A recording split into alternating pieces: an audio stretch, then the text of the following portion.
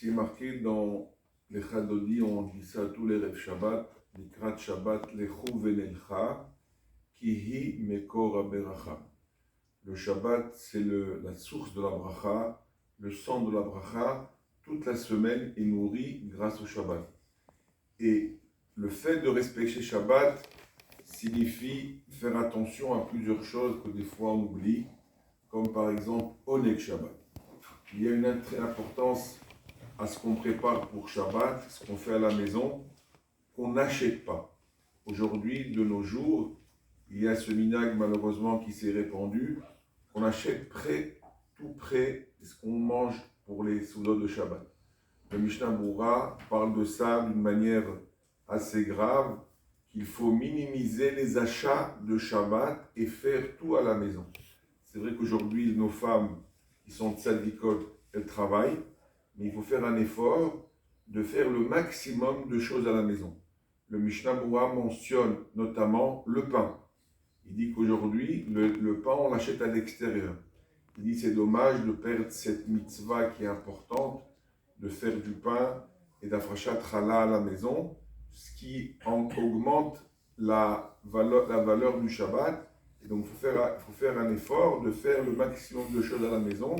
C'est uniquement dans des cas de force majeure qu'on achète des choses à l'extérieur. Oneg Shabbat est aussi mentionné dans la halakha par se couper les ongles. Les gens se coupent les ongles quand ils sont assez longs. Mais quand elles sont courtes, ils ne se coupent pas les ongles.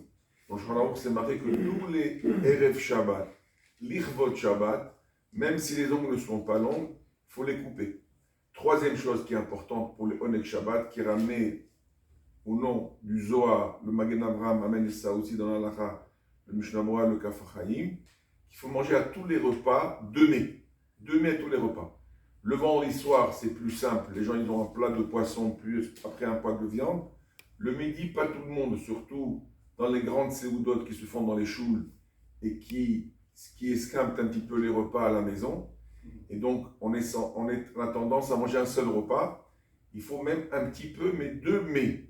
Même un peu de riz et des pommes de terre, de la viande. S'arranger pour manger 2 mets. C'est le Zohar qui ramène la halakha. Et même à Souda Shlishit, où les gens se sauvent de cette séouda, parce qu'elle est un peu alourdie, surtout en hiver, il faut être racham de manger aussi un petit peu 2 mets, aussi à Séouda Shlishit. Une quatrième chose pour laquelle je vais finir, qui est Oneg Shabbat, c'est la Gemara et la halakha qui ramène qu'on doit faire attention que nos habits Shabbat soient très propres. Des fois, on a 2-3 costumes qui sont pour Shabbat. Et donc, on finit le Shabbat, on les range dans l'armoire. Avant de les ranger, il faut voir, peut-être ils sont tachés. Surtout quand on a des enfants à la maison, des petits-enfants qui viennent s'asseoir sur nous, ils ont tendance à nous salir. Donc, les costumes de Shabbat qu'on remet dans l'armoire, il faut les vérifier avant qu'on les rentre dans l'armoire s'ils ne sont pas tachés, afin que le Shabbat prochain, on va les remettre, qu'ils soient propres, parce qu'il y a une halakha dans Shulchan Aruch, que les habits de Shabbat soient très propres, l'Ichvot Shabbat.